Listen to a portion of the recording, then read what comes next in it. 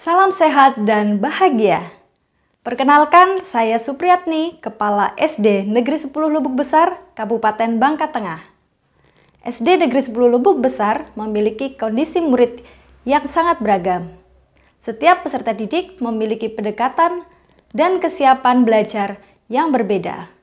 Meskipun berada dalam satu tingkat yang sama, peserta didik memiliki proses tingkat berpikir dan persepsi yang berbeda terhadap konten yang disampaikan. Permasalahan yang ditemui guru adalah guru merasa pembelajaran tidak kondusif karena kondisi murid yang beragam.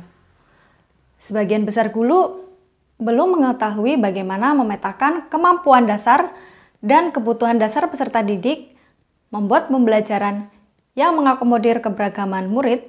Tidak semua guru memahami makna dan penerapan pembelajaran berdiferensiasi. Tantangan yang dihadapi adalah tidak semua guru menyambut baik atas perubahan yang terjadi, karena harus merubah kebiasaan lama dalam kegiatan belajar mengajar.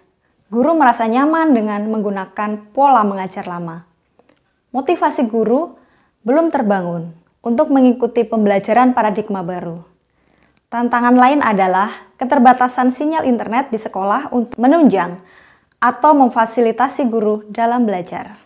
SD Negeri 10 Lubuk Besar sejak awal tahun pelajaran 2022-2023 telah menggunakan kurikulum mandiri berubah yang menuntut guru untuk mendesain dan melakukan pembelajaran berdiferensiasi. Untuk memenuhi kebutuhan belajar murid, pembelajaran berdiferensiasi menjadi salah satu langkah bagi guru untuk mengembangkan kemampuan murid secara optimal. Pembelajaran berdiferensiasi adalah pembelajaran untuk menyesuaikan proses belajar di kelas dalam memenuhi kebutuhan belajar individu setiap murid. Untuk memaksimalkan pembelajaran berdiferensiasi yang dilakukan oleh para guru, dilaksanakanlah supervisi akademik oleh kepala sekolah yang dirangkai dengan Gerbang Pemberi. Gerbang Pemberi adalah akronim dari Gerakan Pengembangan Pembelajaran Berdiferensiasi menggunakan metode coaching. Metode coaching merupakan salah satu metode yang dapat digunakan untuk pengembangan kepercayaan diri, kemandirian, sehingga berani melangkah secara mandiri. Melalui alur ini, seorang coach akan dapat mengembangkan kompetensinya sendiri, menyelesaikan kendala pembelajaran berdasarkan potensi yang ia miliki. Oleh sebab itu, melalui pelaksanakan supervisi akademik melalui coaching, kita dapat memaksimalkan pembelajaran diferensiasi di SD Negeri 10 Lubuk Besar Kabupaten Bangka Tengah. Ada beberapa tahap yang harus dilalui dalam melaksanakan Gerbang Pemberi. Pada tahap perencanaan, saya mengundang guru-guru untuk melakukan rapat dan berdialog tentang permasalahan yang dihadapi guru dalam pembelajaran dan membahas perubahan paradigma baru di dalam kurikulum. Kemudian melakukan asesmen awal dengan menggali potensi guru. Bertanya langsung apa yang menjadi kendala bagi guru dalam penerapan pembelajaran berdiferensiasi. Kemudian membentuk komunitas belajar guru di sekolah. Dengan komunitas ini, guru secara bersama-sama mengakses platform Merdeka Mengajar. Untuk mengubah paradigma guru tentang kurikulum merdeka, dengan mengakses platform Merdeka Mengajar pada topik kurikulum, kemudian dilakukan diskusi secara bersama-sama. Langkah selanjutnya adalah membangun motivasi diri dengan mengakses pelatihan mandiri, topik Merdeka Belajar, dan video inspirasi.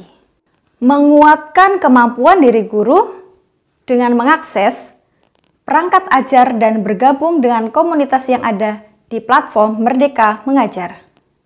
Kemudian memfasilitasi guru dalam mempersiapkan perencanaan, menyusun instrumen, asesmen awal untuk murid, menyusun modul ajar, dan merancang pembelajaran yang akan disampaikan kepada murid.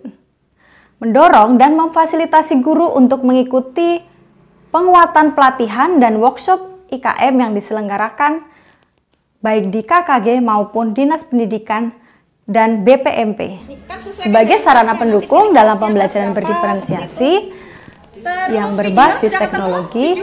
Di antaranya adalah saya sebagai Duta Rumah Belajar dan Co-Kapten Belajar ID memfasilitasi guru-guru untuk pelatihan pemanfaatan aplikasi Android berupa aplikasi pembuatan video dan Canva for Education untuk membuat paparan yang dapat diunggah di Bukti Karya.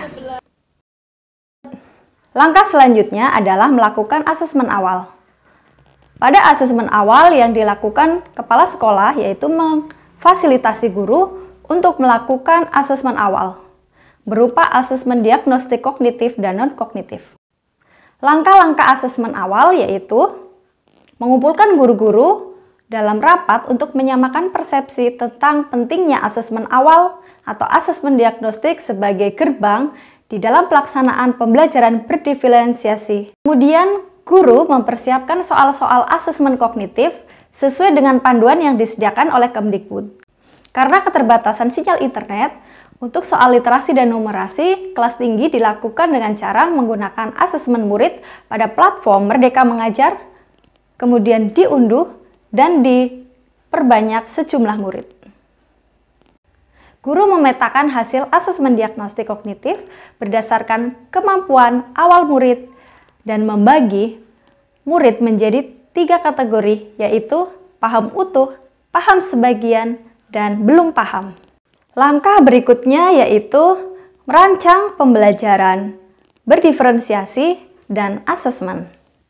Kepala sekolah mendampingi setiap guru di dalam merancang rencana pelaksanaan pembelajaran berdiferensiasi dan melakukan supervisi rencana pelaksanaan pembelajaran atau modul ajar. Dalam menentukan alur pembelajaran dan modul ajar, guru mempertimbangkan kondisi murid dengan kebutuhan yang berbeda-beda, seperti kesiapan belajar, minat belajar, dan profil belajar murid. Langkah selanjutnya adalah membuat kesepakatan jadwal observasi. Kepala sekolah dan guru melakukan kesepakatan jadwal pra-observasi, observasi, dan pasca observasi. Langkah selanjutnya adalah pelaksanaan coaching pra-observasi. Selain itu, nanti saya akan memutar video pembelajaran ya terkait tentang pembelajaran yang akan saya sampaikan nanti. Ada lagi Pak selain kata-kata? Langkah selanjutnya yaitu melakukan observasi pelaksanaan pembelajaran berdiferensiasi. Saran untuk diri sendiri tidak hanya di supervisi ini saja, penggunaan media, terus ya penggunaan media yang seperti itu tidak hanya saat supervisi, tetapi juga saat pembelajaran setiap harinya juga penggunaan media tadi yang lebih dimaksimalkan dan juga lebih kreatif lagi dalam menciptakan pembelajaran yang menarik. Hasil dari praktek baik yang saya lakukan, sebagian besar yaitu 11 guru dari 15 guru atau 73,3%, guru mampu memetakan kemampuan awal dan kebutuhan dasar peserta didik. Mampu membuat pembelajaran yang dapat mengakomodir keberagaman peserta didik, sehingga guru memberikan keadilan bagi semua peserta didik. Sebagian besar guru memahami makna dan penerapan pembelajaran berdiferensiasi, yaitu terdapat 11 guru dari 15 guru, atau 73,3%. Guru dapat menyerap dan melaksanakan pembelajaran berdiferensiasi.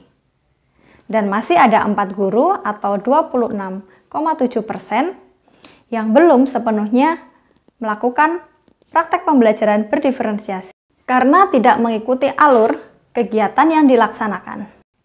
Praktek pengembangan pembelajaran berdiferensiasi di kelas akan terus dilakukan dengan membuat modul ajar dan rencana pelaksanaan pembelajaran berdiferensiasi yang akan dipantau setiap minggunya dengan mendokumentasikan dalam bentuk foto maupun video untuk diunggah pada Bukti Karya. Kepala sekolah membuat kartu kendali platform Merdeka Mengajar setiap minggunya untuk terus mendorong guru melakukan praktek pembelajaran berdiferensiasi. Demikian praktek kepemimpinan pembelajaran berdiferensiasi, gerbang pemberi atau gerakan pengembangan pembelajaran berdiferensiasi, kompetensi guru meningkat, murid bahagia.